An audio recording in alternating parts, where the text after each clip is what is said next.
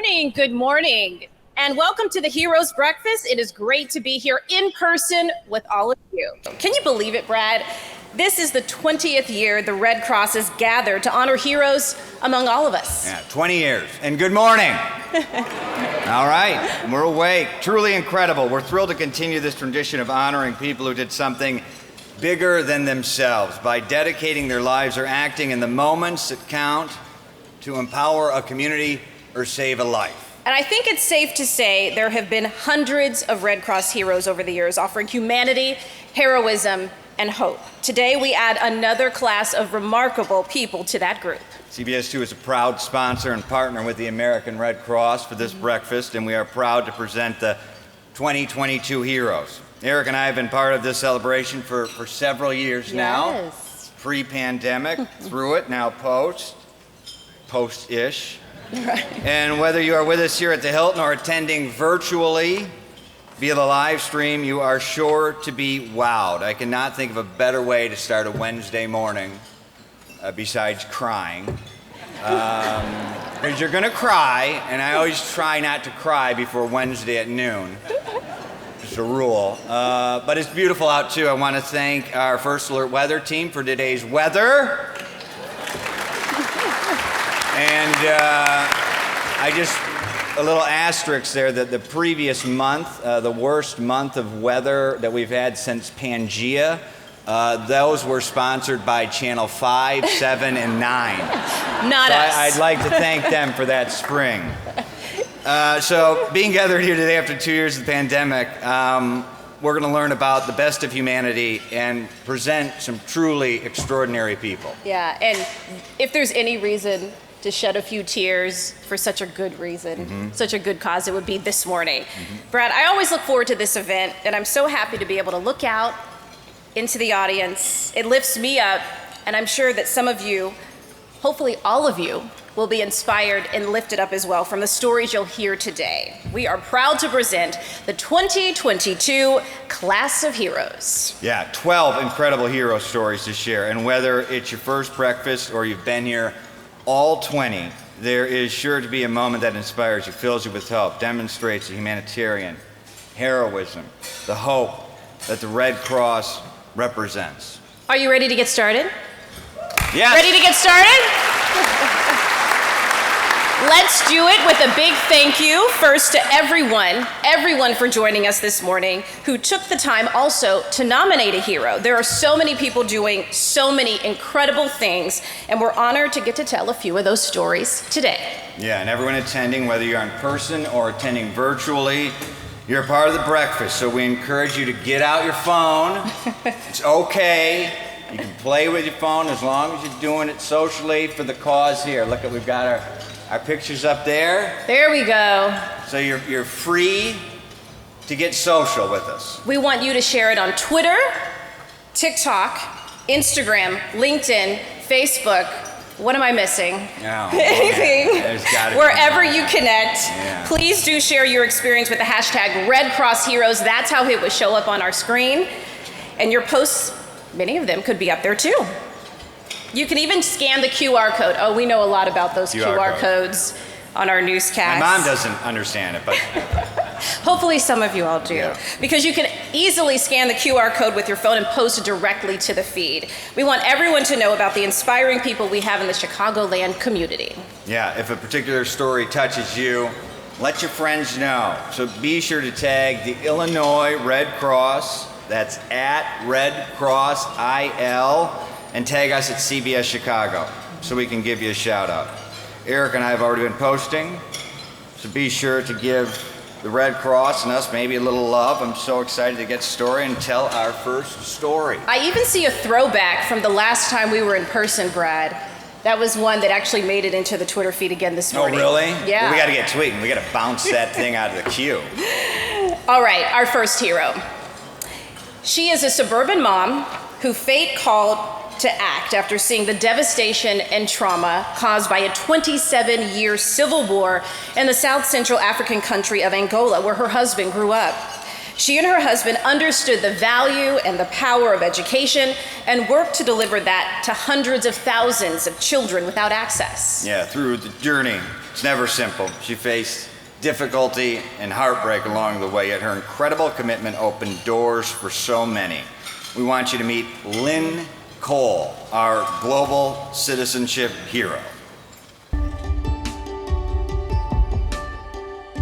The first time I went to Angola was with my husband, Andrew. Andrew was born in Angola, and he grew up until he was in middle school. A civil war broke out, which meant there was no communication for many years. In 1998, he wanted to take me to celebrate our 25th anniversary. I was gripped by what I saw. People had suffered, many had died, and it was just wrenching. We just felt we could not come back and continue our lives in the same manner. We wanted to do something to help. Several million kids did not have access to education. We called the organization Rise International, and so we began with a simple pilot project of 5 schools. We were asked to do more, please don't stop.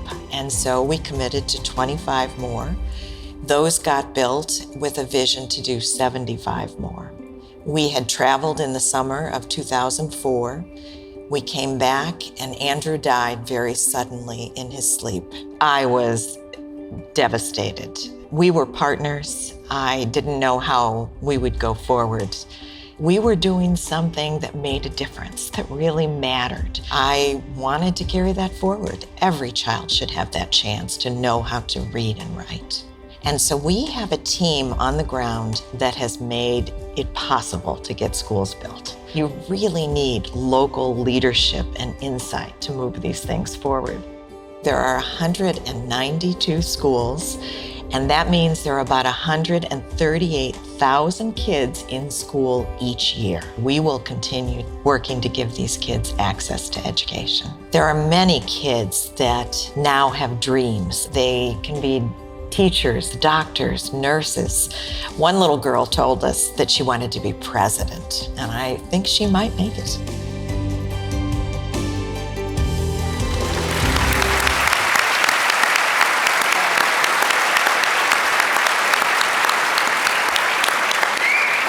So we're talking about 138,000 kids in 192 schools. It's astounding how many people she's been able to touch. And it's all thanks to the work of Lynn Cole and her organization, Rise International. So please welcome Lisa Badgley, Senior Vice President of Operations from Walgreens, to present Lynn Cole with the Global Citizenship Hero Award.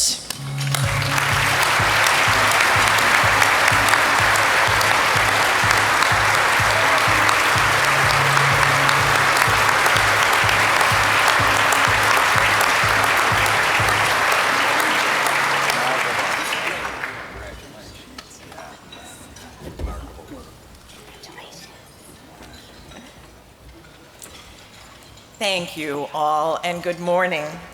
I am really humbled and honored to stand among incredible people who respond to the needs around them, efforts big and small. I work with a group of passionate people in Angola and the US, and am grateful to have the privilege of investing in something that matters. The individuals and groups celebrated today, and all those involved with the amazing work of the American Red Cross, are inspiring, impacting Chicago and the world for good. Thank you for including Rise and me in this community. Thank you.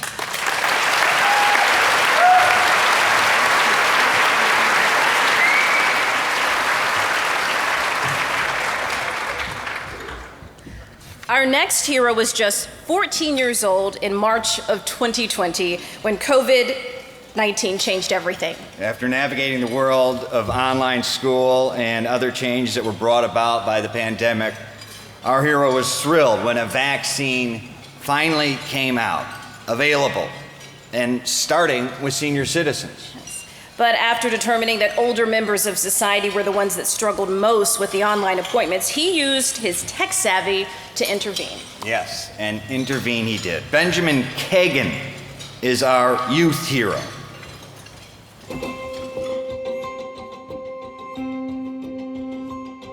Illinois is opening vaccine appointments to everyone in the state age 16 and older, but it means millions more will now be scrambling to get those appointments. The appointment registration systems were all very clunky. They were difficult for me as a 15-year-old high school student to navigate, and for a senior who doesn't know how to refresh a browser like my grandparents, it's going to be really, really tough for them to book an appointment.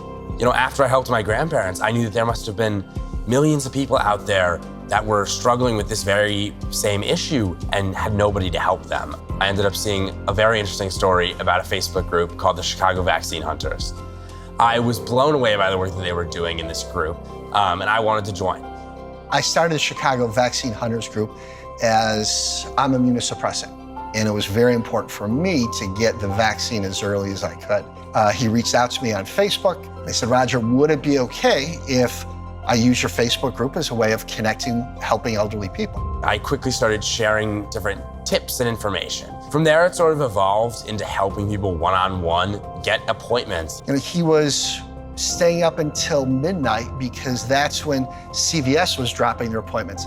Then he's waking up at 6 a.m. because that's when Walgreens is dropping the appointments. I created this Google form that people could fill out with their information. Then from the information entered in the spreadsheet, myself and my team go and book COVID vaccine appointments. Within 2 weeks, he had 50 adult, what we call our vaccine angels, reporting into this kit.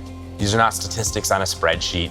These are not numbers on a data table. These are actual human beings who have families and who have friends who are counting on them and who want them to stay safe. People were in need of help, and I just wanted to really ensure that every person who was at risk of COVID-19 could get vaccinated.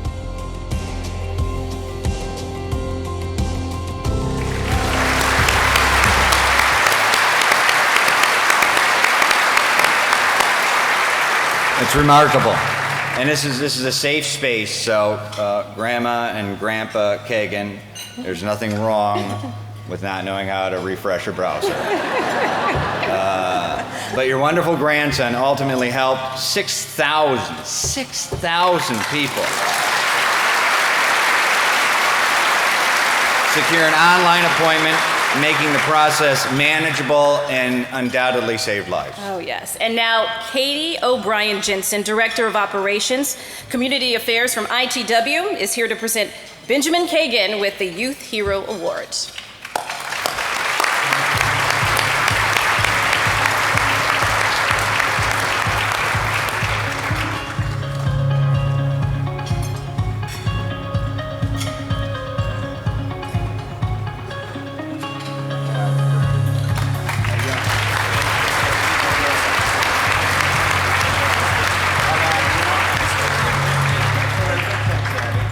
Congratulations.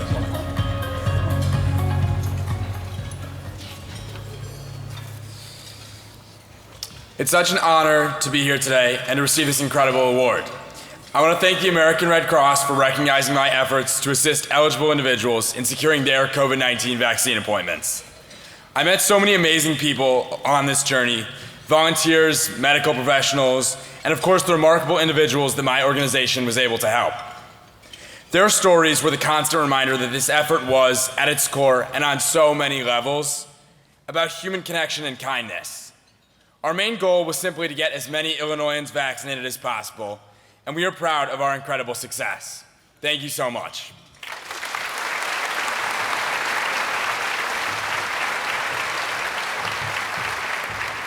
I mean, I'm exhausted already. So that's 2 of 12, right? That's like 16%. So he saved like a couple thousand lives, and then Miss Cole educated 130,000 people. So where do we go from here? Right. All right. And what have I done with my life? Okay, so at any rate. Our next hero is making strides to improve the options for kids on the south side of Chicago by creating an environment where they can truly grow. Yeah, this is so creative. Our social justice hero created urban gardens through his organization called Southside Blooms. It is a way for kids and teens to learn horticulture and business skills. Yeah, even expanding to include a partnership with Cook County Juvenile Probation Services and also the Cook County Jail, where working with urban farming is offering truly new opportunities. Keelan Blackwell is our social justice hero.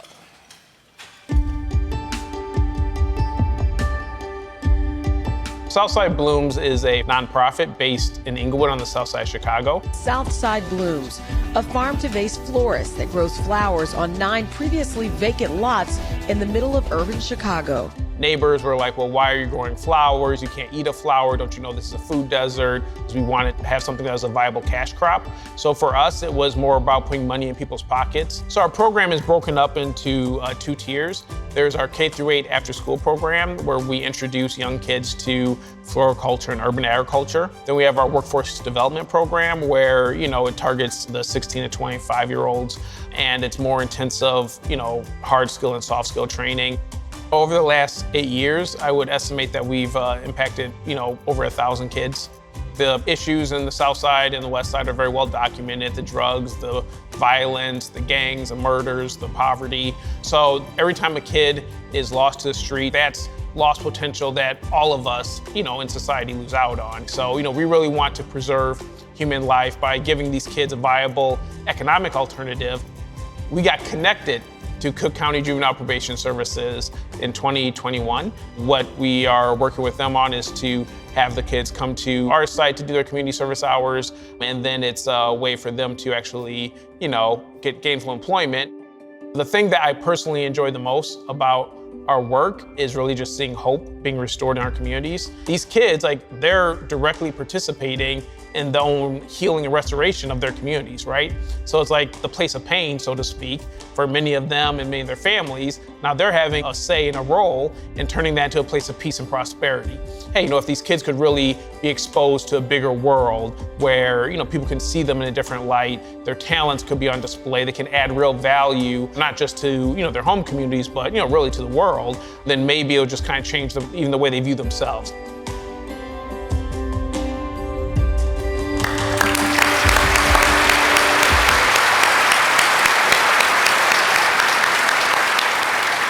So Brad, from the beginning of that video, I already see he's national. Yeah. Network national. Yeah. Already. Yeah, going big. The power of flowers, bringing beauty and a brighter future for the youth of Chicago. Yeah, truly.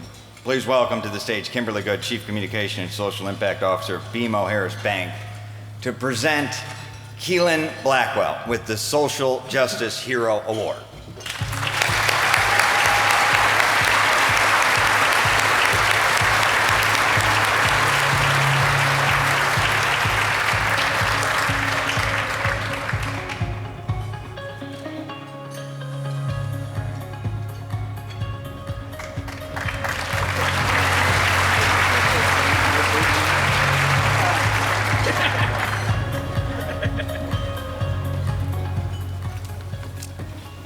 All right, thank you so much for this incredible honor. I'm so happy to be here. Our work with Southside Blooms presents a real opportunity to transform Chicago's inner city into a floral paradise that not only preserves life, but unleashes the immense creative potential of our young people.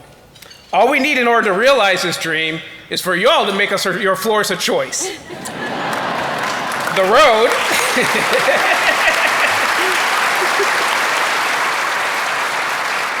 The road to a safer and more prosperous Chicago is paved with flowers. Will you join us?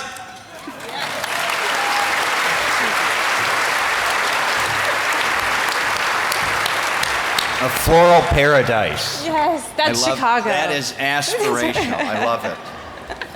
Wow, okay. 3 in, right? 3 in. What a way to start a Wednesday morning. So 2-ish hours of sleep. Getting up early is easy. Well, okay, I might be pushing it saying that. It is easy once you get here and you see and you hear from all the inspiring heroes. I'm invigorated and we are just getting started. Yeah, she set 9 alarms. She did 10 o'clock, 9 alarms. I got it by the 6th one. Baby daughter, 180 minutes of sleep is not bad. Erica, the heroes today are the best examples of humanity, heroism, and hope. And I'm happy to be back in person. Yeah. With you, celebrating, and with you, the critical work of the American Red Cross. Did you know the Red Cross has 5 lines of service? Yes, it's amazing how much the Red Cross does in our communities, across the country and around the clock. The Red Cross teaches life-saving skills like CPR and first aid to thousands, works with military families, veterans, and armed forces, helps families around the globe through international services, responds to disasters both at home and across the country, and collects 40% of the nation's blood supply. And the engine is truly the volunteers. More than 90% of Red Cross, their workforce, are volunteers. Last year, over 300,000 of them gave their time to support a mission somewhere. You might be surprised to learn that the most common disaster is a home fire. However, volunteers are also responding to more and more, as we know and we see in the news, national disasters, as both frequency and the severity increase. Red Cross volunteers are at the ready, 24 hours a day, helping families on the worst day of their life. Because the American Red Cross is an organization you can depend on to be there when you need it most. Do I go? Yes. Okay. It's early.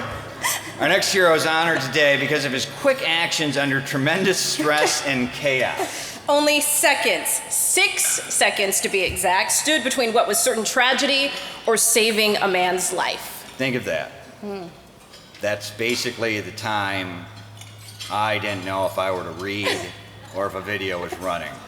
That's the reaction of saving a life. Meet Luis Medina, our life-saving rescue hero.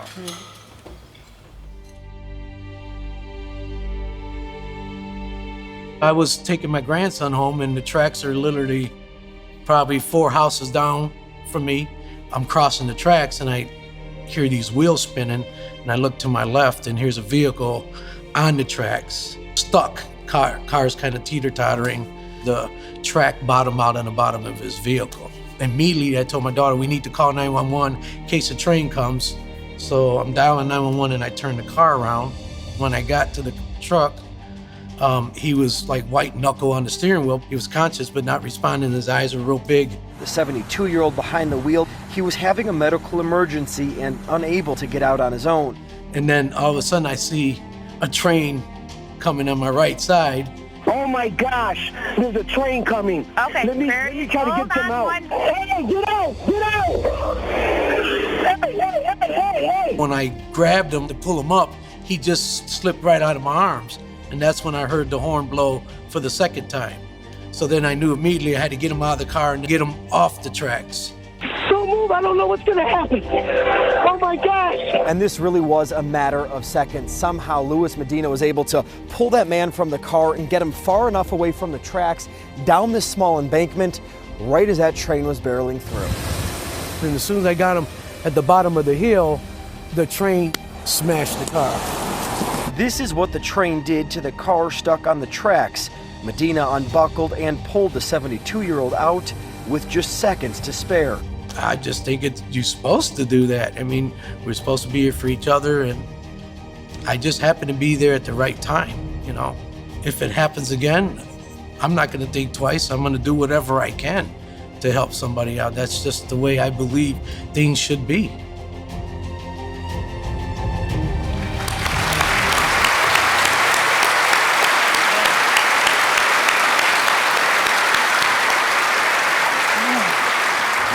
Hearing in his own words what happened, it just gives me chills.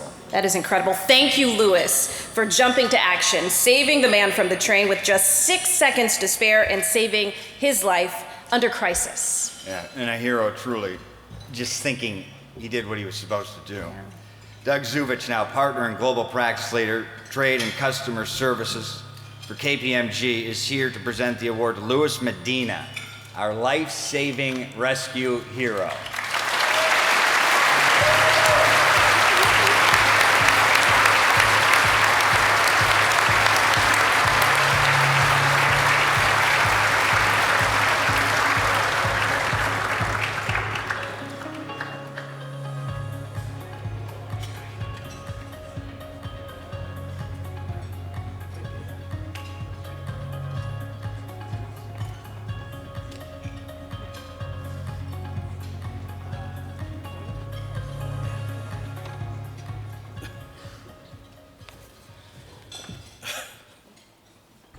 I'm very humble, so thank you. Good morning. First, I'd just like to give all the praise, glory, and honor to God for placing me there at the right place at the right time. For my family.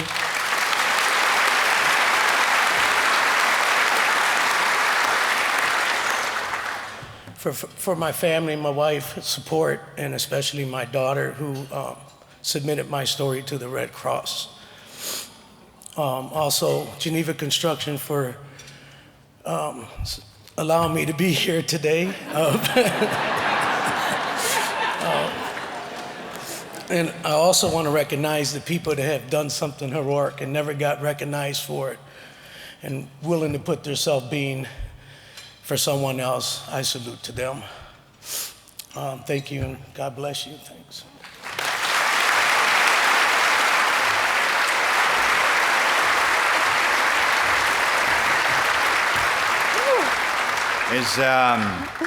Is my mascara running? I was gonna say, I'm a I little caught choked Doug. up. So Doug, KPMG. Doug is a sizable man. He's first official crier of the day, Doug. I got you timed at 8:03.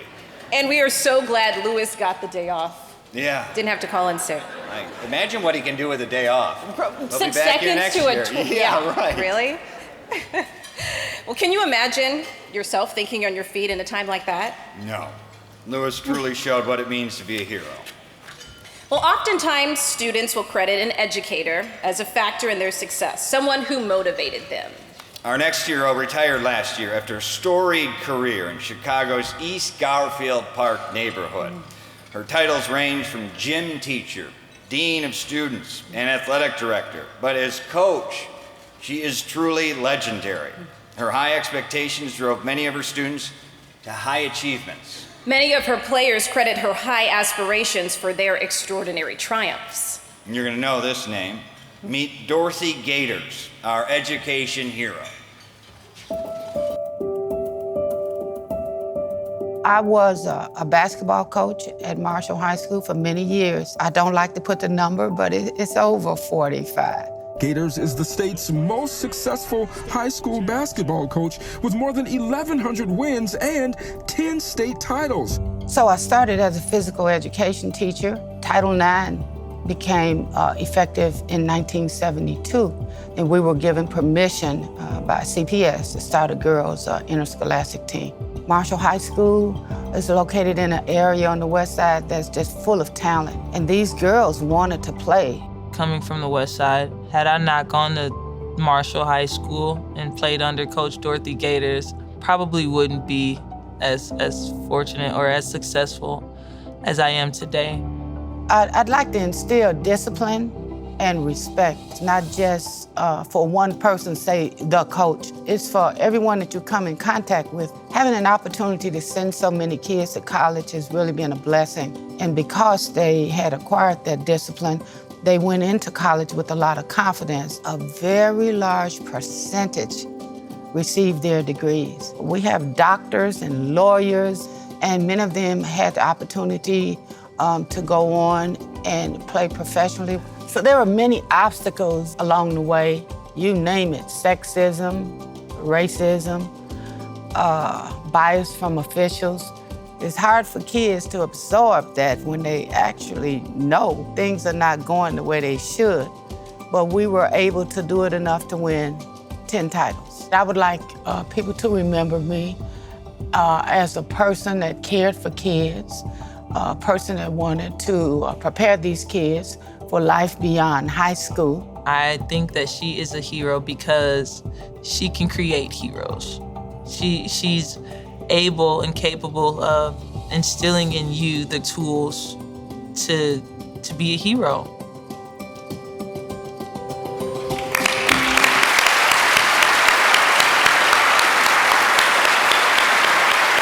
A true trailblazer. 10 state championships and the winningest high school basketball coach in Illinois history. Nike even unveiled a pair of exclusive sneakers in Marshall High School colors, of course, in honor of Coach Gators' legendary success. In that last shot, she looked like she was standing like a superhero, didn't she? She is. Yeah. She is. I need that confidence. Patrick Quinn, partner and head of the U.S. Growth and Core Equity Team from William Blair, is here to present Dorothy Gators with the Education Hero Award.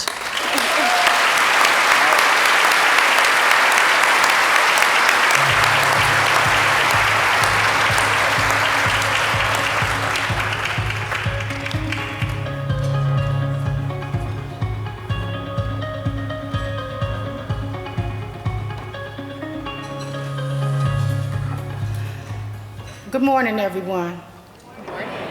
This is indeed an honor for Marshall High School, our community, and certainly the students who have come through our programs. I'm very proud to say that we have sent hundreds of kids on to college. I currently have one of my former players who's a candidate for a PhD. This is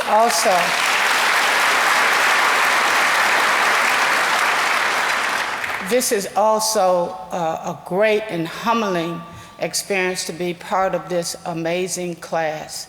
So on behalf of Marshall High School, our former and current players, our administration, thank you very much.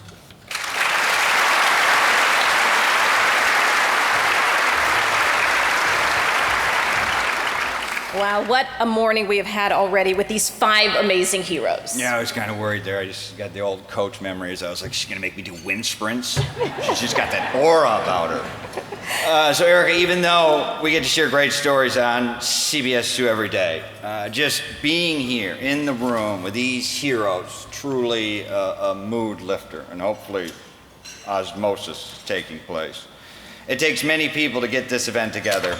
We would like to introduce the 2022 co-chairs of the Heroes Breakfast. Yeah, so please welcome Susan Noyes, Founder and Chief Visionary Officer of Make It Better Media Group, and Patrick Gallagher, CEO of Gallagher Global Brokerage Americas.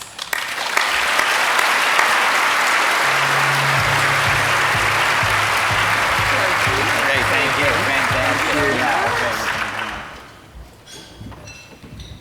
Thank you, Brad and Erica, and good morning, everyone. Being co-chairs of this event and being here in person for the first time after 2 years of the pandemic, sidelining this celebration has been exhilarating, and we are thrilled to have played a small role in bringing these powerful stories to you today. One of the most difficult parts of this event is selecting the heroes from an impressive pool of more than 100 nominees submitted by the public. I'm in awe of the many people that are doing amazing things.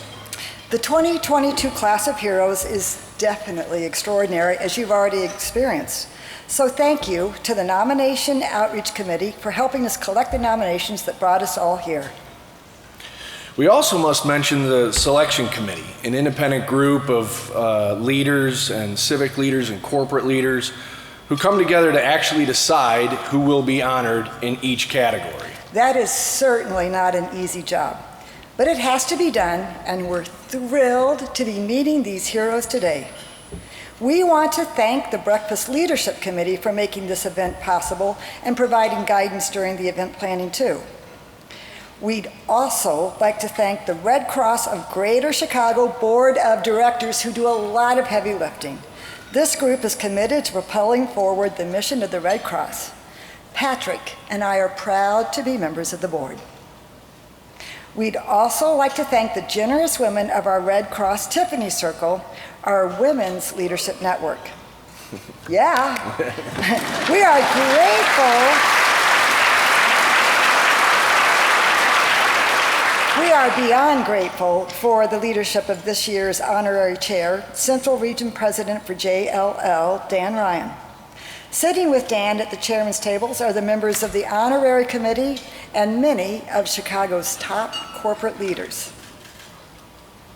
It's our job now to point out that each of you has a paddle at your table on your seat. When the time is right, we'll ask you to raise your paddle to help support the mission of the Red Cross. Donations of all sizes are appreciated, so please consider filling out your form now so that you'll be ready. Just keep raising it. I've already got mine filled out and ready to go, and I encourage you to do the same. The Red Cross relies on the generosity of people like you to continue the mission alleviating human suffering. Naturally, today's event is only possible because of our many generous supporters and sponsors, including our presenting sponsors. And so I'm now very proud to be presenting sponsor of the Heroes Breakfast this year, along with my husband, Nick, Make It Better Media Group, and the Edwardson Family Foundation, represented by Fran Edwardson right here.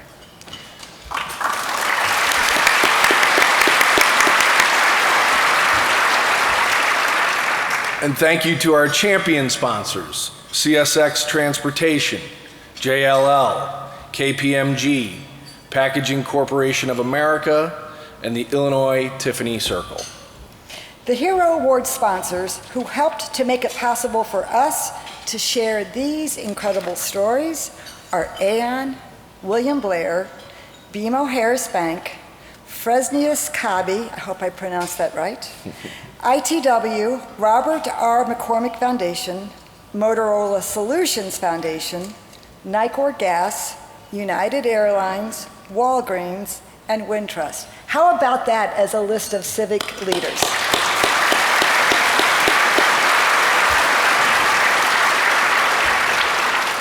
Of course, our media sponsors, CBS 2 Chicago and Make It Better Media Group, deserve a big thank you for being such dedicated partners.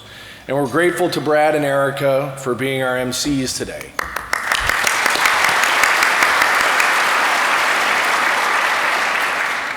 And we're also grateful to our interactive technology sponsor, Wesco, for helping us bring the social media wall in real time.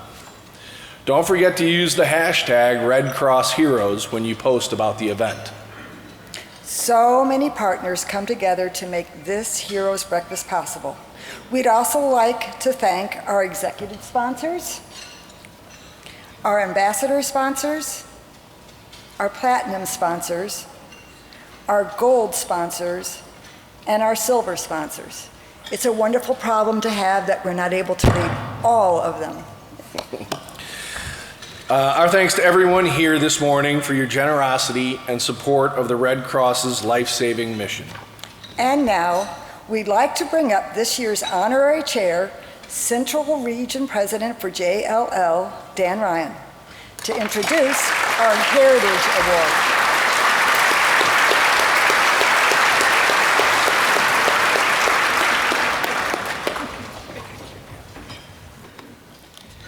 Thank you, Patrick and Susan, and good morning, everyone, and congratulations to our amazing class of heroes this year.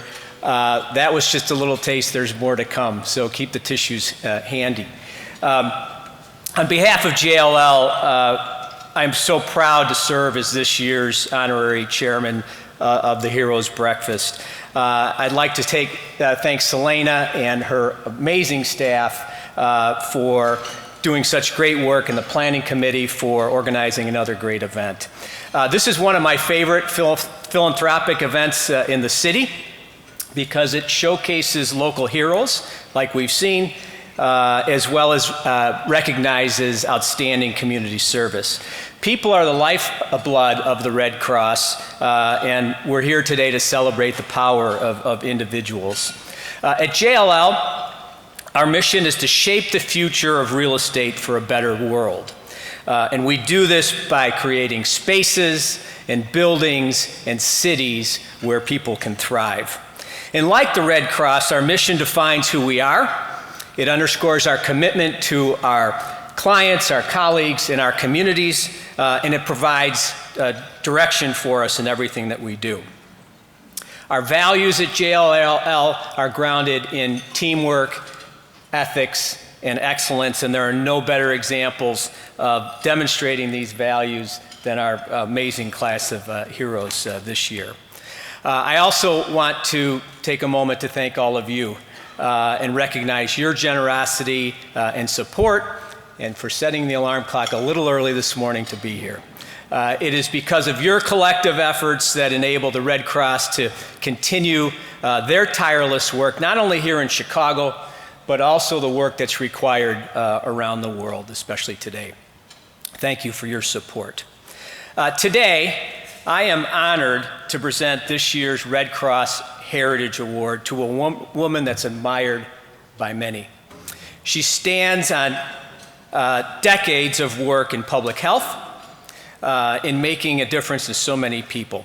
I think we can all agree in the past 2 years, we've only barely begun to understand the importance of healthcare workers and appreciate their commitment. Each year, the Heritage Award is given to an individual or an organization whose leadership and actions have greatly enhanced the welfare of our community. and it is my honor to present the Heritage Award this year to Dr. Helene Gayle.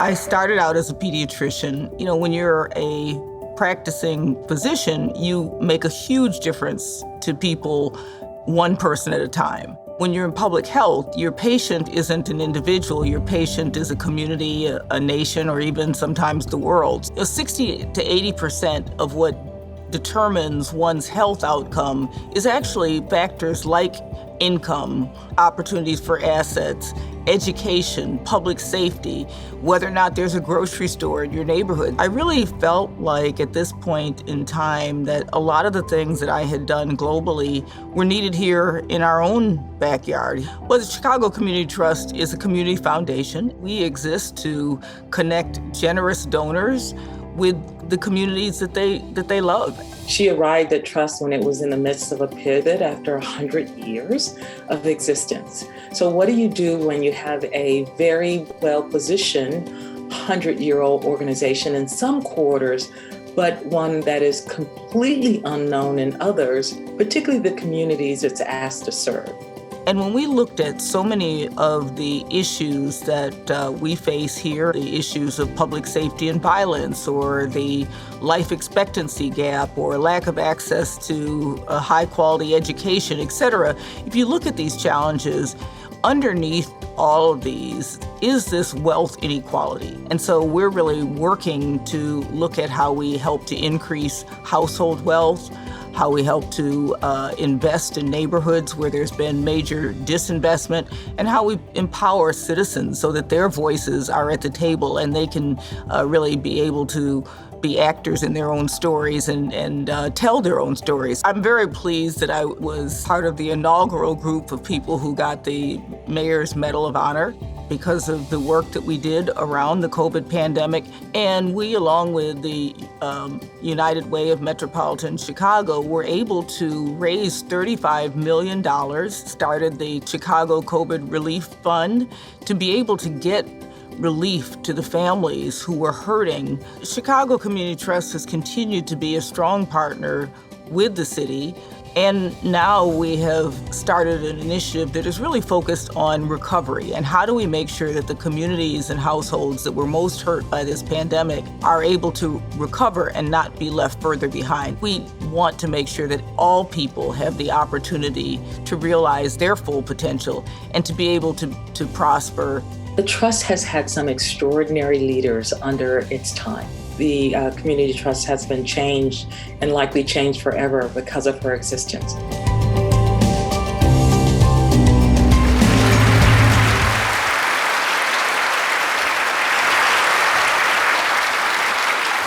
When a leader like Dr. Gayle steps forward, people take notice. And I'd like to ask Dr. Gayle to join me on stage to accept the Heritage Award.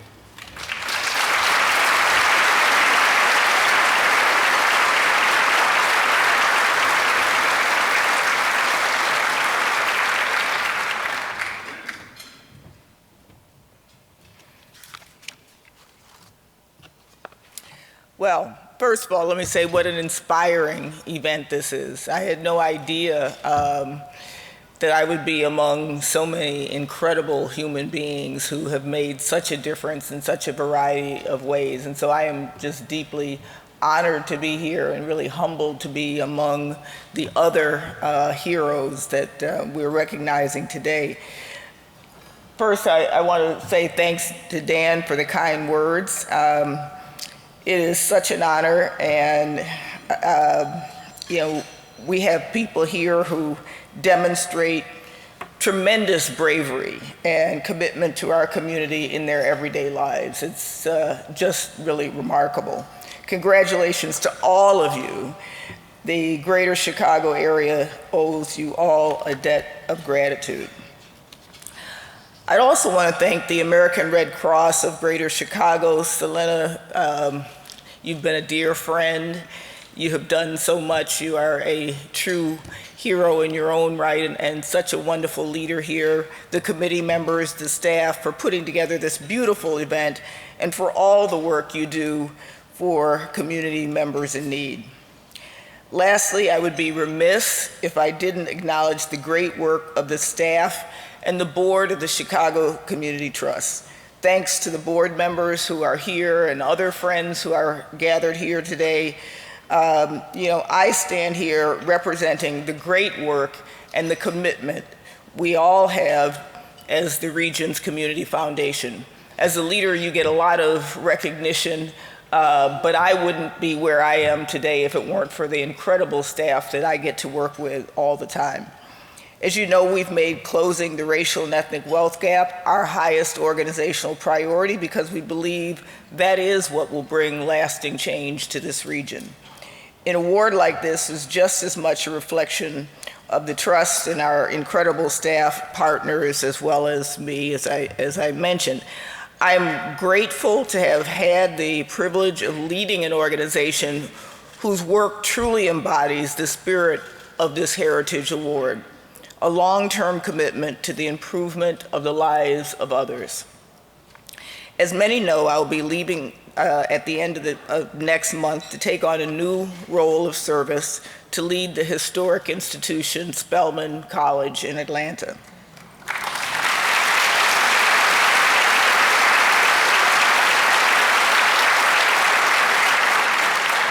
While I am excited about this new chapter, I will dearly miss the many friends and colleagues that I have made during my almost 5 years here in Chicago, and the people who always have gone out of their way to welcome me and to be such kind supporters. You will always have a special place in my heart. Chicago will always have a special place in my heart.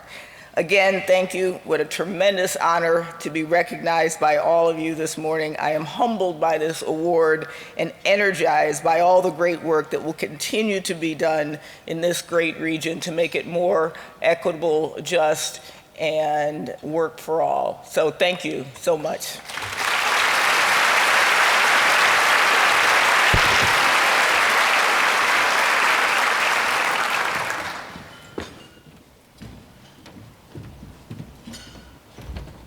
Wow.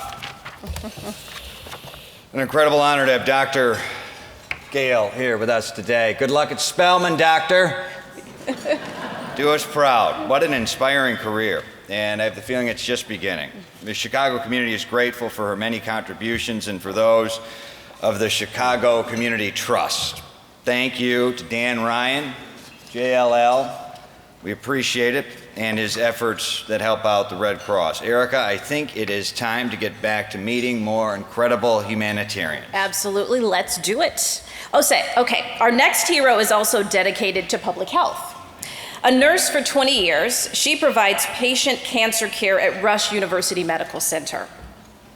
However, today she's being honored for doing something beyond inspiring nursing duties. Last July, when she arrived at work, her Rush colleagues noticed blood on her scrubs. Pre-work, our hero then told them about helping a young man on her way to work that morning. This is Stephanie Esterland's story, our healthcare hero.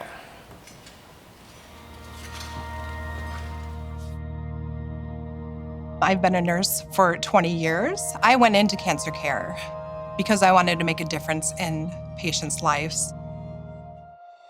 It was like 4:30 in the morning. We were driving, my son and I was taking him to work because his car was broken down. And I see on the left side of the road, flames. It's just, something's engulfed. So I was on my third day of working a new 12-hour shift, and I fell asleep at the wheel and veered off the road and hit a tree. As I'm getting out of the car, I'm looking and the person falls to the ground. And I look, and this poor boy is bleeding from his mouth. His arm was like distorted.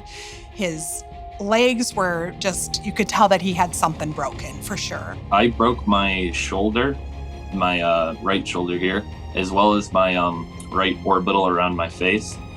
And then I also broke my left ankle as well as my right ankle. I think the scariest moment is when we started to hear like firecracker sound, and I'm like, was really nervous about the car going to explode. So it was pretty crucial on moving him from the front of the vehicle over to the side of the road. So then I yelled out to my son, and then he came over, and we were able to lift him safely. I just remember stabilizing his head and talking to him because I could tell he was disoriented. And it was just kind of rough, but I knew what I needed to do at the time to keep him awake and orientated until the EMS got there. It was scary, but then I'm like, I wish if this would ever happen to one of my family members, that somebody like me would be on the road at the same time too, to help them. She did end up saving my life that day. So if Stephanie wasn't there to help me out, I probably wouldn't be here today.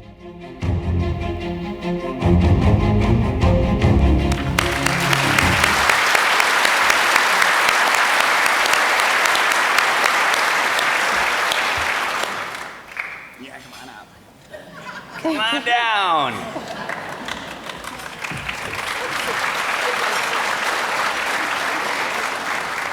So now Matt Mann, head of the Greater Chicago region for AON, is here to present Stephanie with the Healthcare Hero Award.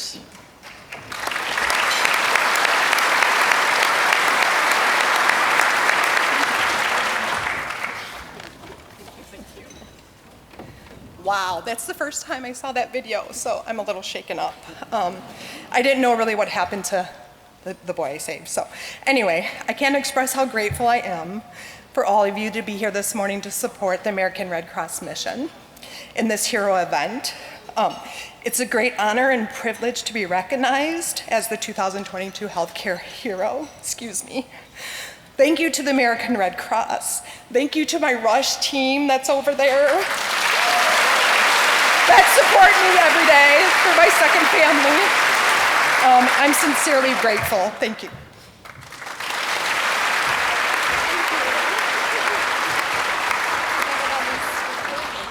So Stephanie is a great example for all of us, but even bringing her son into that to help, what a great example of a mother showing what it's like to be a hero. Yeah, absolutely. And kind of a typical nurse hero, saved a life, went off, and just now found out, oh, he's doing fine. Yeah. That is remarkable. So Brad, did you know that every 2 seconds, someone in the US needs blood? I do, because you said it. And I believe everything that comes out of your mouth always.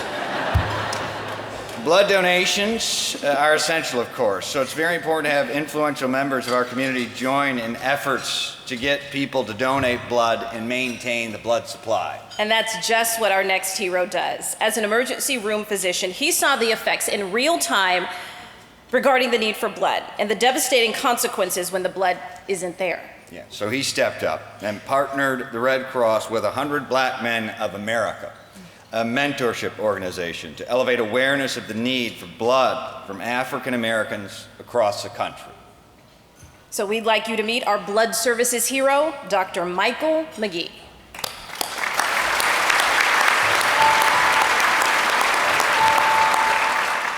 I'm an ER doc. I save lives. I've seen it all, from sickle cell crisis to OB/GYN emergencies to GI bleeders to cancer emergencies to trauma, and those are one of the reasons why blood is so very important. The relationship between the American Red Cross and 100 Black Men is so important. The 100 Black Men organization is a mentoring organization, and it's predominantly for young Black men. Our motto is, you can be what you see. And so we basically try to lead by example. In the spring of 2020, I was asked to become the national chair for the 100 Black Men of America's Violence Prevention Committee. Everybody has lost somebody to trauma from Black and brown communities. Many of the times that blood transfusion is needed is related to trauma. And so Dr. McGee is key in sharing that message and the importance of ensuring that there's adequate amounts of blood on the shelf to treat patients. The #1 killer for young Black men aged 10 to 24 is homicide from violence. And it's also the #2 killer for Hispanic young men. That tells you right there, a lot of blood is being lost in the Black and brown communities that need it the most. This is one reason why I feel that it's so important for people like me and people in 100 Black Men to go out and try to get as many people as we can to go and donate blood, because it's such a huge need. I'm also trying to get as many chapters this year to do one blood drive in their city. There are a bunch of people in the world and there's a bunch of division. But the thing that holds true is, despite the way we all look on the outside, we all have the same blood going through us. And we all at some point might need blood in our life to save our life. And so I want to encourage everyone to go out and give as much blood as they can, no matter who it's for. Go out and save a life, because you have the ability to do that by donating this precious blood.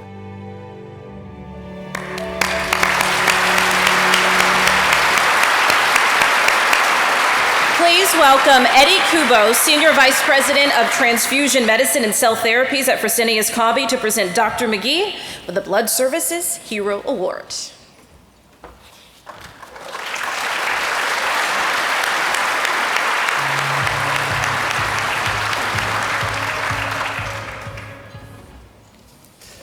I'd like to thank the American Red Cross for this prestigious award. As an ER doc, blood donations are so vital for emergencies that I mentioned, like OB/GYN, sickle cell, cancer, as well as motor vehicle accidents, and of course, firearm violence. In fact, nowadays more than ever, blood is needed for youth, because the New England Journal of Medicine just released 2 weeks ago that the #1 cause for youth violence, ages 1 through 19, for all children and teens, not just Black and brown, is firearms.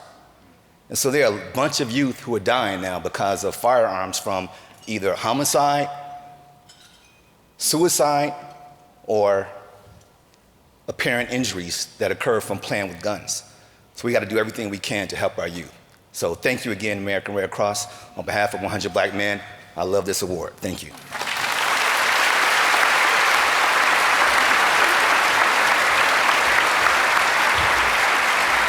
Thank you, Doctor.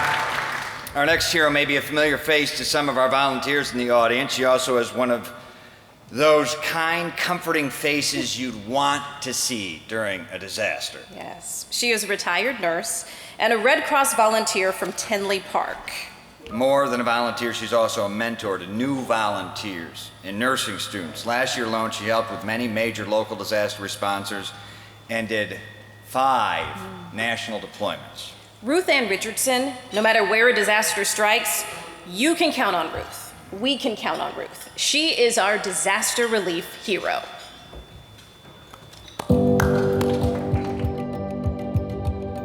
The average Red Cross volunteer gives us about 100 hours a year, and Ruth Ann gave 2,000. When someone told me I had almost 2,000 hours, I was completely floored. I just do what needs to be done. 2021 certainly had its share of disasters. It started out in January with a multifamily fire in Evanston. The Rockton chemical fire. There was a tornado in Woodridge. I was home for just a couple days, and then we had the battery fire in Morris. Didn't get home much from when the Gibson City flooding occurred, and I actually went down to Gibson City and helped work in a shelter. And then from there was Ida. We had the COVID vaccinations going on, and in between there, I had time to take disaster health services on call and help new people in between. Ruth Ann works as a disaster health service volunteer. She's coming there to provide that first response. She's a nurse, she knows first aid. She's going to be the person that really begins that immediate care, and disaster health really does kind of find its way all the way back to the beginning of the Red Cross when we were nurses on the battlefield. My first national deployment was out to North Carolina to Hurricane Florence. It was a very fast learning experience for me, and I think I caught on kind of quick. After I came home, I was home for about 10 days from Hurricane Florence, and I went to Hurricane Michael in Florida. I love being a Red Cross volunteer. I remember the first time I put the vest on. Mine does not look like this. Mine looks not this new. This vest is a sign of hope to so many people. It's a sign of direction for when someone doesn't know where to go. I would say I am one small apple on a very large tree of heroes. And I would say I'm blessed to be with a team that is a hero, the whole team.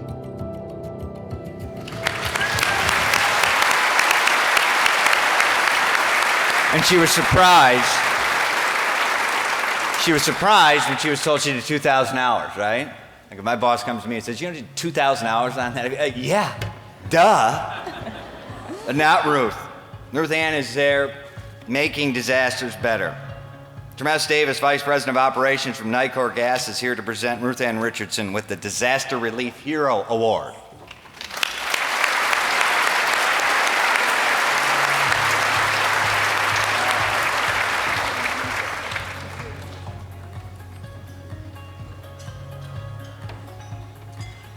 Wow. Thank you to my beautiful family and friends whose support is never ending and always giving. Special thank you to my Red Cross family.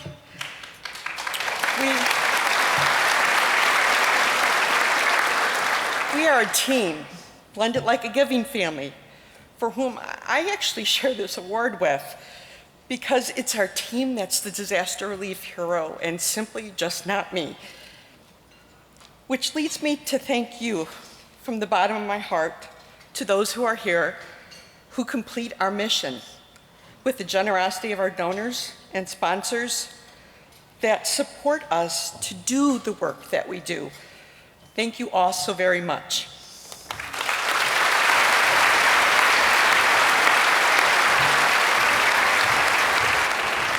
Ruth Ann, that medal and that vest looks good on you. Congratulations. Now to the firefighter hero. This award, well, it's one of my favorite. They're all my favorite in a different way. But this has to do with the Morris Fire Department. Last summer, they thought they were responding to another structure fire like they had countless times before. Yeah, but this fire turned out to be different, requiring some creative thinking, patience, a real cool head. The Morris fire chief had to solve putting out a huge, complex, really baffling fire, and as a result became an expert in large fires involving lithium batteries. It's Morris Fire Chief Tracy Steffes, our firefighter hero.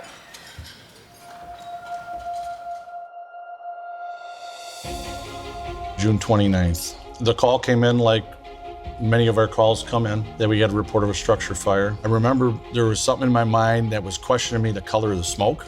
It was this kind of lazy, gray, almost sick-looking smoke. I should have known something's wrong. Us as firemen, our number one extinguishment agent is water. They can't fight it in a conventional way. There are 80 to 100 tons of batteries in this building, many lithium-ion batteries. Lithium explodes when it comes in contact with water. Water is not working to fight this fire, and neither is the foam that firefighters use. 33 years of being a firefighter and seeing many different forms of combustion, and there's not a game plan written for lithium battery fires of this magnitude. This is an incident that's going to require some extraordinary activities. And the type of toxins given off by these lithium batteries is just extremely poisonous. We had to do something to make sure people were going to be safe. And we picked a 10 square block area on the east side of town, which affected between 3,000 and 4,000 people. Homeowners in part of far southwest suburban Morris are being told to leave as dangerous smoke fills the air. We've come up with the idea of Portland cement, which is just a dry powder. Instead of the fire running us, we were running the fire now. It lasted 28 days. We didn't have any loss of life. That's a testament to everybody. To the citizens, to the first responders, to everybody. People stepped up, and that's the thing is, this just isn't about me and the fire service and the police department in the city of Morris. It's about everybody that lived there.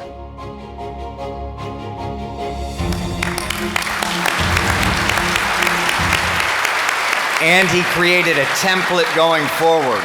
So welcome Marianne Cornick, CEO of the Chicago Trust Company, Wintrust Wealth Management Company, to present Chief Tracy Steffes with the Firefighter Hero Award.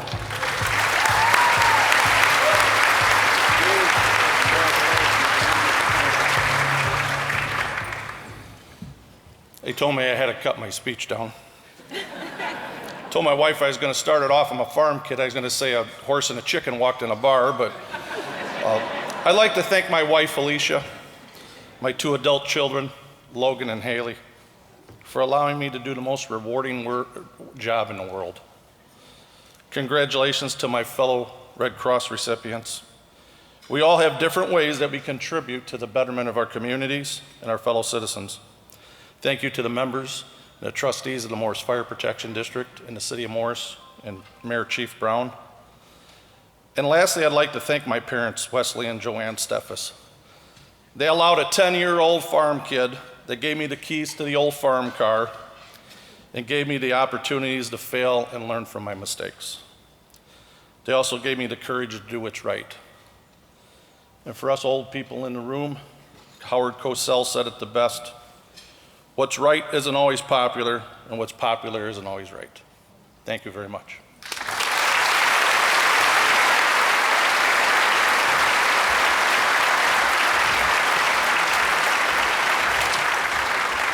Well, I've had the pleasure of being at this breakfast for several years now, and I'm always in awe of the stories we hear and the heroes we get to meet, Brad. Absolutely. For the past couple of years, we have not done it in person. Simply love delivering the good news each hero brings. The Red Cross Heroes Breakfast truly has been 20 years of humanity, heroism, and hope. So what a wonderful start that we are having this morning. And now I have the pleasure of welcoming someone who leads the Illinois Red Cross team in the face of emergencies every day. And I am proud to stand alongside her. Please welcome Selena Roldan, Chief Executive Officer of the American Red Cross of Illinois.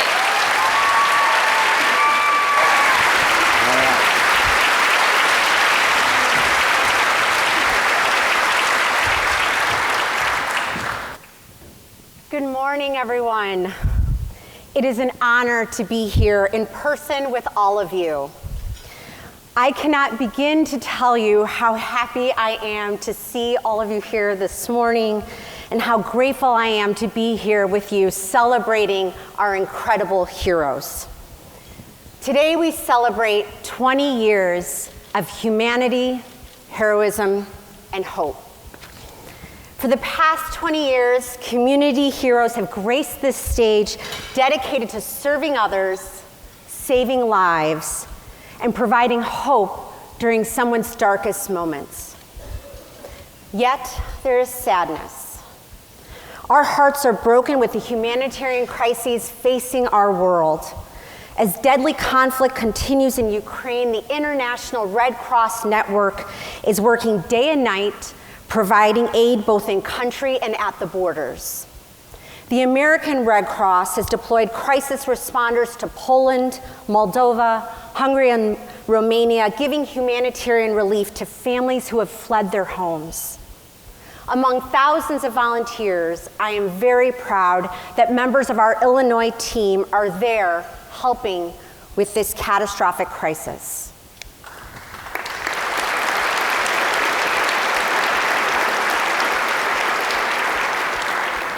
Jeff Paddock, a local disaster team member, is in Hungary. He provides financial aid for Ukrainian refugees as they cross into Hungary with their families and little else. Jeff says, "I believe strongly in humanitarian values, and I am humbled to provide monetary aid. Seeing Hungarian Red Cross volunteers greet Ukrainians with a hug at the border shows the universal compassion of the Red Cross." During this most heartbreaking moment in our world, the Red Cross is there, providing humanity, heroism, and hope. As we all sit in the room together today, I reflect on the power of the Red Cross and how not even a global pandemic could stop the mission. When our world shut down, the Red Cross was called to do things it has not done for 100 years. I watched in awe as Red Cross team members masked up and went out when the pandemic was at its peak, supporting the administration of over 275,000 life-saving vaccines across Illinois and working to keep our communities safe. When the pandemic forced closure of our communities, volunteer donors rallied to protect the blood supply, setting up drives to enable generous donors willing to be a lifeline for those in need. That giving spirit was critical to Lyric Porter. a recent college grad who has battled a lifetime of debilitating and excruciating pain caused by sickle cell disease, and who relies on blood exchange transfusions every 3 to 4 weeks to live. Lyrica was terrified. This bright, energetic woman told us, "If I didn't get the blood transfusions, I might die. I cannot imagine my future if blood is not available to me." No matter the community need or crisis, the Red Cross is there at that moment, providing humanity, heroism, and hope. Disasters don't stop during a pandemic, whether it is a hurricane, a flood, or a home fire. Disasters leave families and communities devastated. And in those moments, Red Cross volunteers leave warm beds to be a light in the dark. Across the country, climate change is causing more frequent, costly, and intense disasters. Did you know in the past 5 years there have been more Category 4 hurricanes than in the previous 50 years? Climate-caused displacement can be catastrophic as it pushes people who are teetering on the brink of poverty into a free fall without the necessary resources to cope. Climate change is a humanitarian crisis, and each day Red Cross volunteers see the heartbreak of families and communities trying to cope with more intense storms. Helping humanity in crisis is our mission. And most people don't realize that the Red Cross is there to help thousands of people who have a home fire every year. Last January, a man named William had a house fire in the middle of the night in Chicago. He was taken to the ER, was evaluated, and told that because he had no burns, frostbite, or smoke inhalation, he was being discharged from the hospital. William was wearing only pajamas and socks, had no phone, ID, or money, and it was frigid cold. He was devastated and did not know where to go. At that moment, around the corner of the hospital came Red Cross volunteers Joyce and Sophia. They secured transportation, a warm hotel, and most of all, compassion and comfort for William. With tears in his eyes, he said, "You cared enough about me to come to the hospital, to see me and comfort me." In unpredictable times, hope prevails because of the Red Cross. Over the past 2 years, during our darkest moments, the one thing I've known with great certainty is I cannot imagine a world without the Red Cross. Red Crossers are there in those darkest moments, being humanitarians, being heroes, and delivering hope. You make it possible for us to be there. You make the Red Cross possible. As humanitarians, we believe everyone should be helped. And so now this is the time, if you agree, won't you please raise your paddle? So I'm going to give everyone a minute to find your paddles on your seat or on your tables. It's been a couple of years, so I'll give everyone a few extra minutes to find those paddles and practice how this goes. For those of you that are new, this is the fun interactive portion of the breakfast. So you don't have to suit up in a red vest to help. You are helping just by being here today. Again, can you imagine a world without the Red Cross? I'm going to be running through the giving levels on your paddle, and some very exciting news. Your gift will be matched twice up to $100,000 thanks to our generous donors. So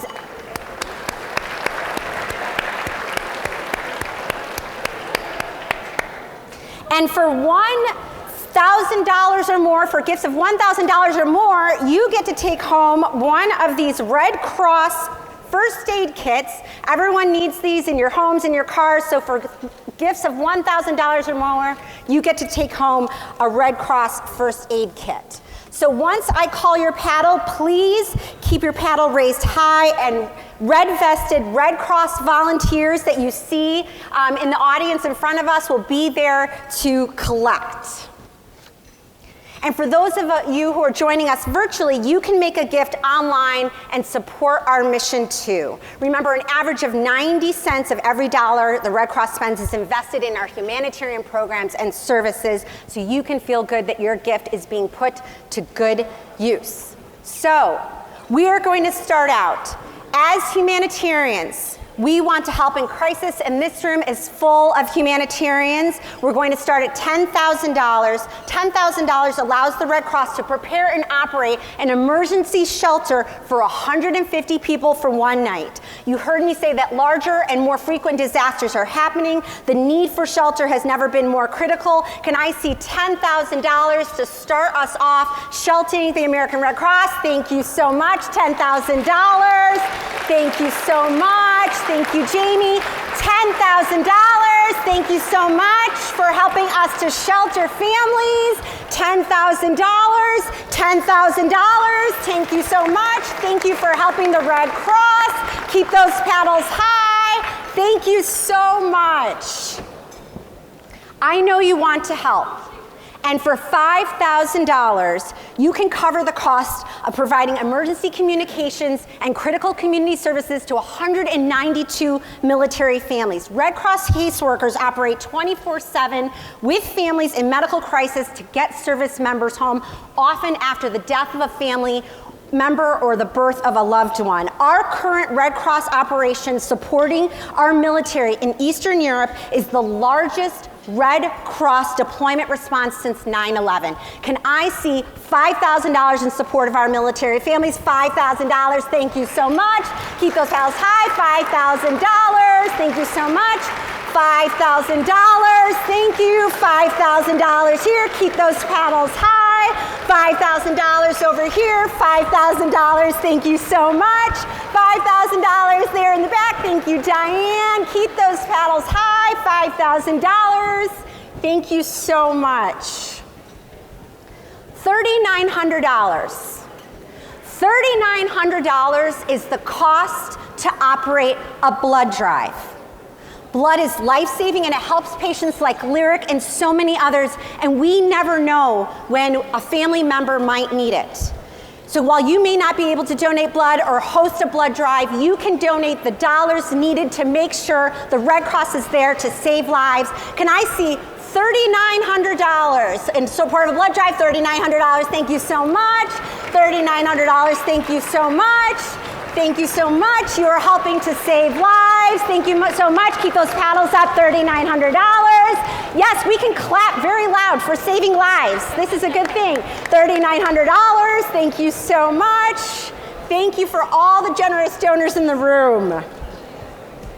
$1,750. This is one of the most important numbers that I know.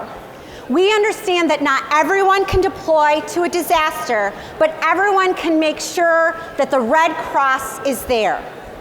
$1,750 covers the cost of sending a trained, compassionate Red Cross volunteer to a disaster operation for up to 12 days. Many of you give at the $1,000 level. Please consider giving at the $1,750 level to ensure the Red Cross can send trained volunteers to disaster responses. Can I see $1,750? Raise those paddles up high. $1,750, thank you so much. $1,750, thank you so much. Can I see $1,750? Thank you so much for all these deployed volunteers. $1,000. $1,000 provides 500 measles and rubella vaccinations to children living in the most vulnerable parts of the globe. Don't pass up this opportunity to help us help children most in need. Your donation of $1,000 provides 500 children with measles vaccinations around the world. That's just $2 a vaccine. So please raise your paddle at $1,000. This is also your last chance to get a Red Cross first aid kit for $1,000. Let's see those paddles up high. Thank you so much. Thank you so much. $1,000 here. Thank you for helping us help children. $1,000 here. Keep those paddles up high. Red Cross volunteers are running as fast as they can to get to you. Thank you so much. At the $1,000 level, thank you.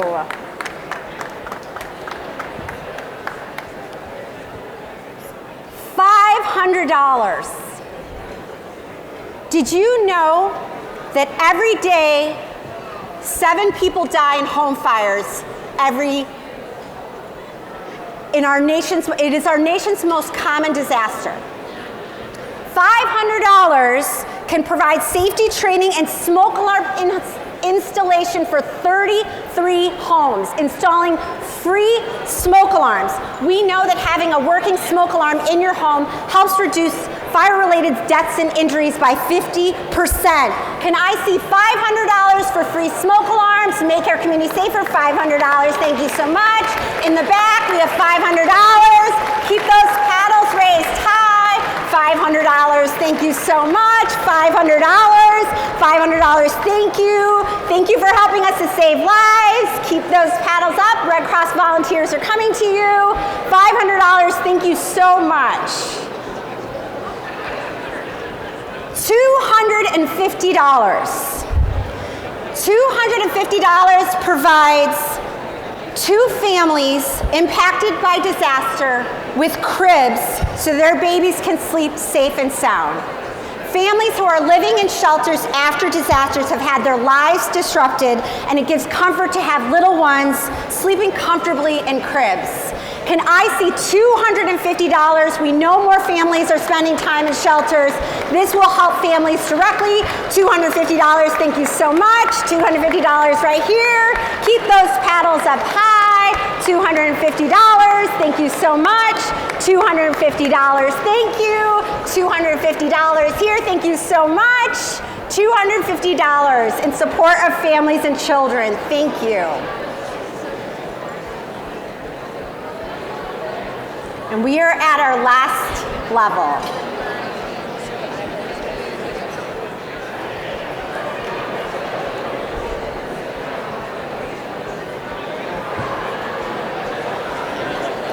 Our last level today is simply because I know all of you are here because you care, and this is the moment to show it.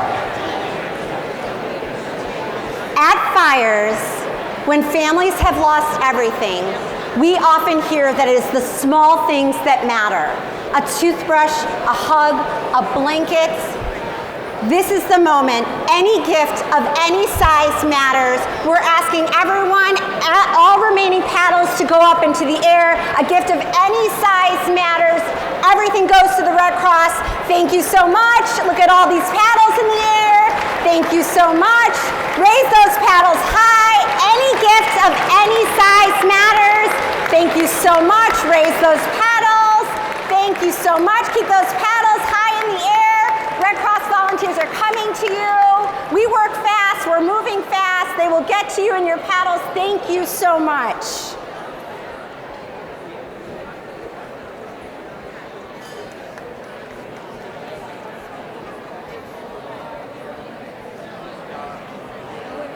You all didn't know that this was going to be this exciting, that giving and donating to the Red Cross was going to be this much fun this early in the morning. We appreciate your support. Thank you so much. Can I get another round of applause for all the humanitarians in the room today?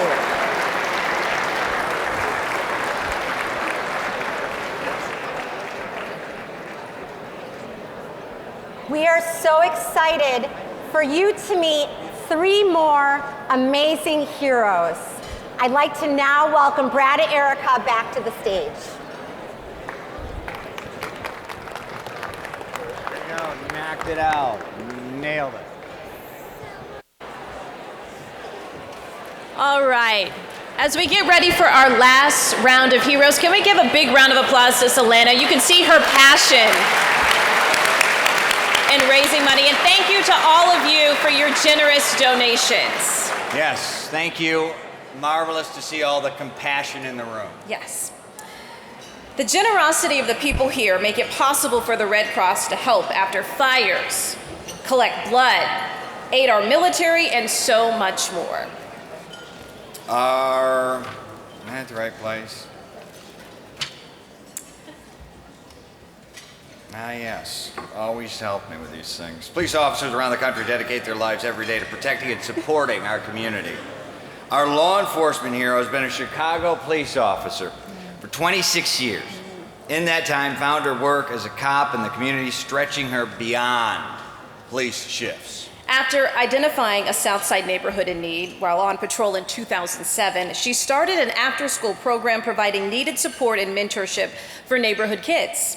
And she had to do some major restructuring when COVID-19 happened, closing the schools to in-person learning, creating challenges for families, all while maintaining her role as a police officer. Meet Jennifer Maddox, our law enforcement hero.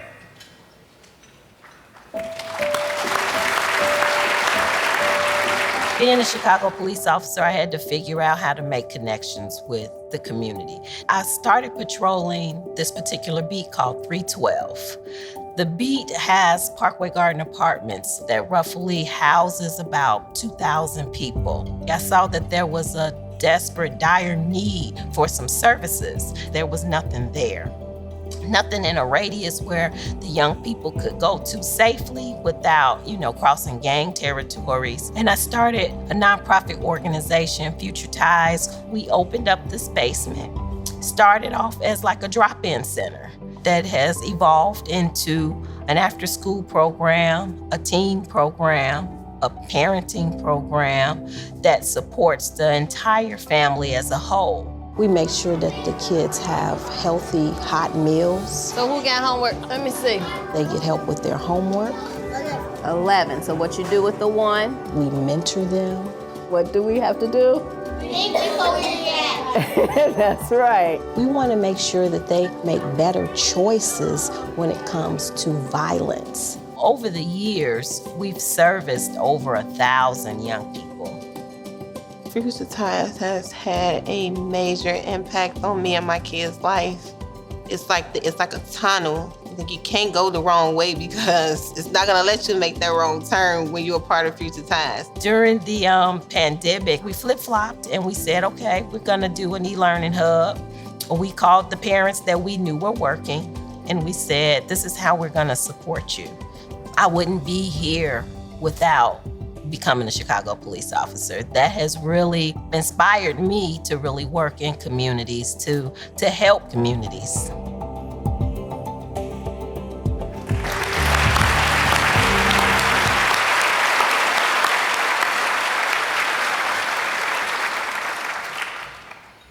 And the future looks bright for Future Ties. They'll soon be moving into a much larger space to serve even more kids. Please welcome Cynthia Yazdi, Senior Vice President of Communications and Brand of the Motorola Solutions Foundation, to present Chicago Police Officer Jennifer Maddox with the Law Enforcement Hero Award.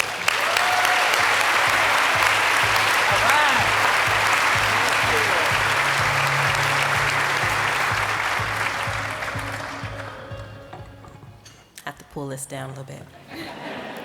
Good morning. As a law enforcement officer, I took an oath to service and protect the citizens of this wonderful city, not knowing that it was going to lead me down another path of service by starting a not-for-profit. Future Ties, that's the name. It was created from a variety of experiences and stories that I myself was affected by. As a child growing up in the city, my family had strong ties and connections with organizations and safe spaces for me to access as a child. I felt my mission also included my due diligence to provide a safe space and resources to the youth, the citizens, the families in a community that is plagued daily with trauma, devastation, hopelessness, and continuous victimization. Currently, we are on our way to opening up a community center in this community that will bring back some of the hope that was taken away. I'd like to thank the American Red Cross, my family, my staff, and the citizens of this wonderful city and Chicago Police Department. Thank you all so much.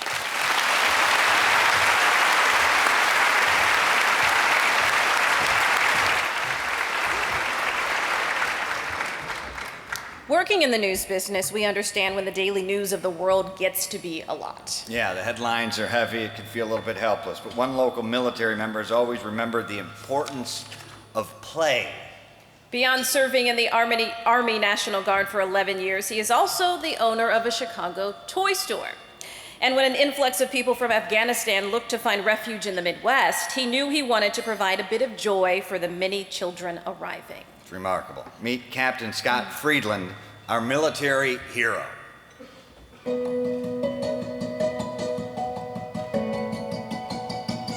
I have been serving in the Indiana Army National Guard for 11 and a half years. I'm currently an S2 for an infantry battalion, which is a military intelligence officer. For me, it's such a rare opportunity that my civilian career as a toy store owner and my military career can cross over. A shiny new toy can go a long way to making a child feel welcome. At this Lincoln Square toy store, owner Scott Friedland knows that, and he's doing what he can to help the hundreds of Afghan children coming to America to start a new life. We found out that Camp Atterbury in Indiana, which is the base that I train at most of the time, was going to be hosting close to 6,000 evacuees. 3,000 of those 6,000 were going to be kids. The importance of play is huge. It's how kids learn. It's how they develop. It's how they get through tough times. I said, why not us? Why can't we be the ones to help? The pouring in of support from our community during our initial stages was phenomenal. And we said Timeless Toys was going to match every donation dollar for dollar that came into the store. And just in those first 2 weeks, we received $12,500 worth of donations. At the time, the need was still there. We still needed more toys. They still needed more help. So I said, let's keep this thing going. And we ended up with over $30,000 worth of toys being donated to kids. My goal here is just to spread more joy and to use the power of play to help kids grow. And that message has never been so clear that this is what kids need.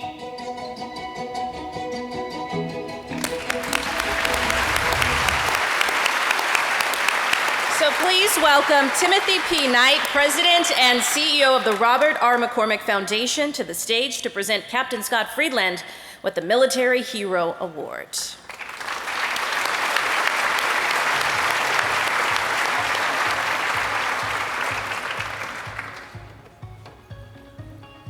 Wow. Thank you guys so much.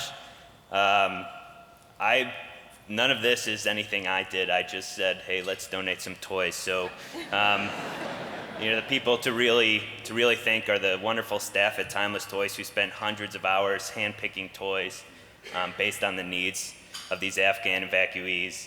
My parents and my wife for being so supportive and allowing me to stay at work throughout the night to deliver these things and make the long drives down to Indiana, to Ripson Communications, who help us spread the word to all the great news channels here in Chicago and really helped us get all the support. And thank you for all of you. I know a lot of you have donated as well, and $30,000 is just a small chunk that we can do, and we'll continue to serve those who need play in their life. So thank you.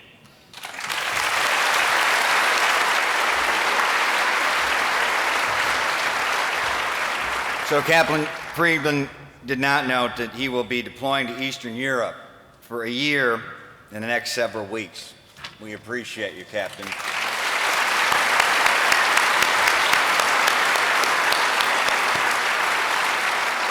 Our final heroes of the morning are the definition of busy. A husband and wife team of family medicine physicians and parents who in 2018 started a much-needed community nonprofit organization. Yeah, they're working to meet the needs of Pilsen by providing healthy, high-quality, and culturally appropriate foods while destigmatizing food insecurity. And now for our final hero story of the morning, here are Doctors Alexander Wu and Evelyn Figueroa, our community impact heroes.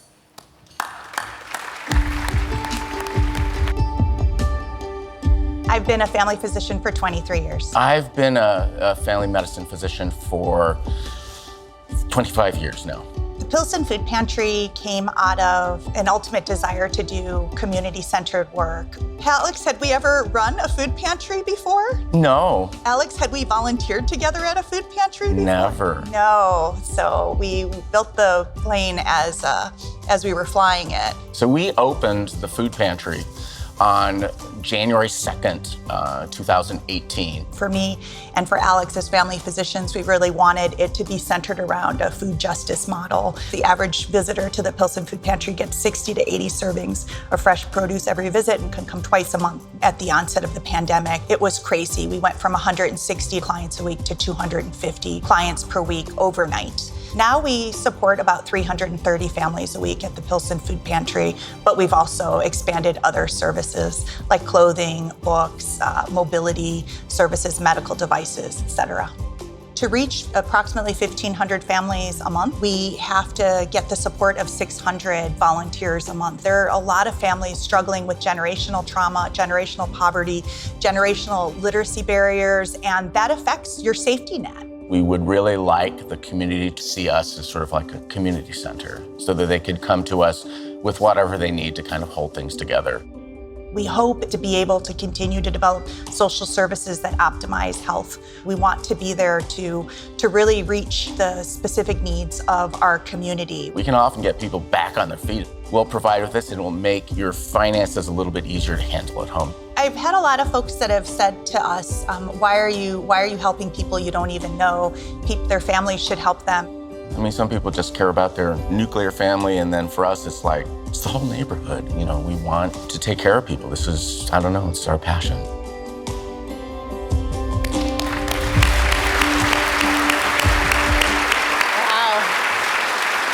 That is the definition of a power couple. Nothing seems to stop them. They have plans for expansion as well, to include mental health, housing assistance programs, and more.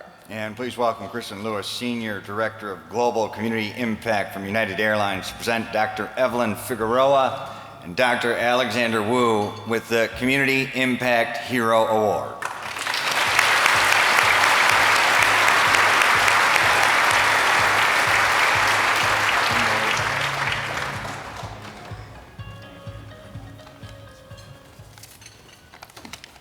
Good morning. Dr. Alex and I are humbled to accept this incredible honor.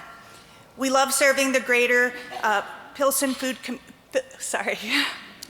We love serving the greater Pilsen community. Every year, the Pilsen Food Pantry feeds and clothes over 60,000 individuals. Thank you, Sims Medal, Matt and George, for your nomination, and to the Red Cross for this beautiful ceremony.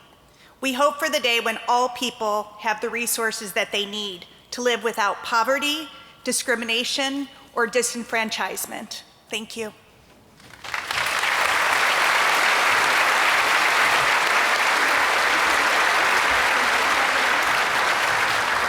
I actually have no idea how she read that note. They're doctors, so I was looking at her note card and it's handwritten. I'm like, what was that? So, even more remarkable. So Brad, the 2022 heroes are simply incredible, and I'm so glad we were able to be part of telling their stories of humanity, heroism, and of course hope. We hope the stories we've shared with you this morning have demonstrated the strength of an individual's impact. Yeah, if this morning has lifted you up or moved you to action, consider taking steps to be a hero to others. Maybe it's hosting a blood drive, learning how to use an AED or perform CPR, or becoming a Red Cross volunteer yourself. Yeah, an incredible morning. Thank you to everyone for your generosity. Thank you to our 2022 class of heroes for inspiring us to be the best version of ourselves. Congratulations to our heroes.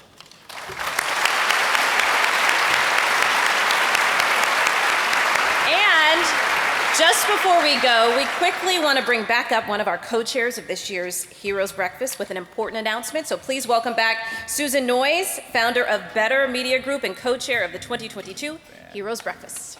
Thank you, Erica. Thank you, Brad. You found the right spot. Today has been such a success, and I am grateful to this year's honorary chair, one more time, Dan Ryan of JLL. Each year's honorary chair sets up an example. Hello? Can you hear me? I'm gonna try this.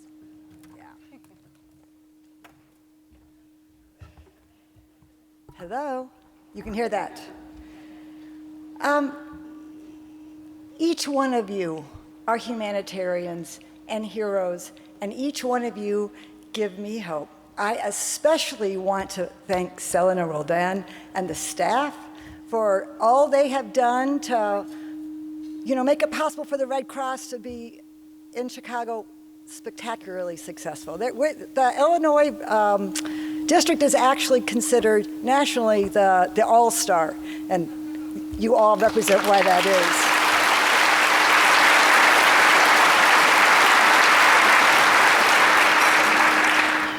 I was recruited to this board by a man named Scott Falk, who was at the chair at that time. And his words to me were, the Red Cross is that one place where the more you give, the more you get back. And that has absolutely been true in my life.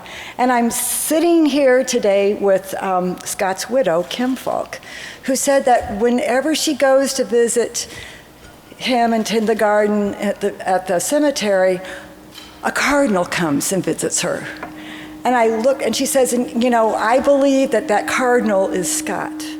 And cardinals are Red Cross Red. And last night about 5 p.m., I'm sitting at my desk getting ready for this, and I look up, and right outside the window was a cardinal just looking in and tilting its head back and forth and smiling at me. I'm like, I've never seen that before. And then it sort of flew over to the other side and did the same thing. There are angels in this room. The Red Cross gives the world angel wings. So thanks to Scott Falk and to the difference it's made in my life. And when Erica and Brad said, please get involved, I promise you the more you give, the more you'll get back to. Now, to go back on script. Each year's honorary chair sets an example of what philanthropic leadership looks like. And Dan is another amazing example of that leadership. I am very excited that as we close out today and look towards the future, I can announce the next individual who will lead as the 2023 honorary chair. It is Ed Waymer, the chairman and CEO of Wintrust Financial Corporation.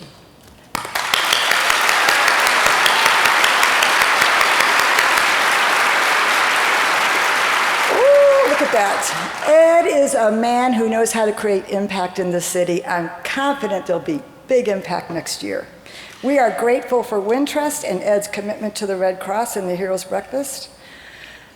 And to sort of paraphrase our life-saving hero, I am grateful to God and the opportunity to lead this, and I look forward to seeing all of you here next year.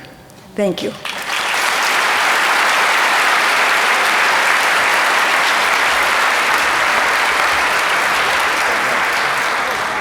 The question is, though, am I working? Does Ed know how to put out a lithium battery fire? He does. Cement mix. Who would have thunk? So thank you, Susan. It has been an honor to be here with you, all of you this morning, both our guests in person and those watching virtually. If today has reminded you of a hero in your life or someone who has acted to improve our community, nominations for the 2023 Heroes Breakfast are already open. We don't waste any time. Yeah. So nominate your 2023 hero online at redcross.org/hero. It's truly an honor. It is always the most beautiful Wednesday morning, break the crying before noon rule of the year. With such humanity, heroism, and hope shared today, we encourage you to continue to tweet and post about the incredible stories you heard here today. The world needs to know the 12 you met today, 13, the doctor couple.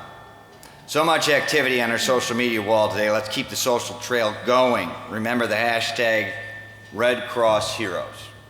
Thank you for being here with us. And we can't wait to see you next year at the 21st Heroes Breakfast. Make the most of our heroes' inspiration today and every day. Thank you. Have a great day.